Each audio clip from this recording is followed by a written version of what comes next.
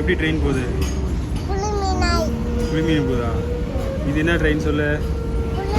இதில் வந்துட்டு பொருள் இந்த கறிலாம் ஏற்றிட்டு போவாங்க. நிலக்கரி இந்த மாதிரி பொருள் ஏற்றிட்டு போவாங்க. எவ்வளோ பெருசு இருக்குது பார்த்தியா? இது என்ன ஒரு ஸ்டேஷன் சொல்லுங்கள்? விருதாச்சலம்.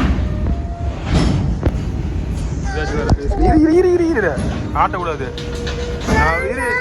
நீ என்ன பிடிச்சிருக்கலாம், அப்புறம் என்ன விடு, அப்படியே பிடிச்சிருக்கீங்க. அது இப்படியே வெயிட்டாக இருக்கும், அதனால தான்.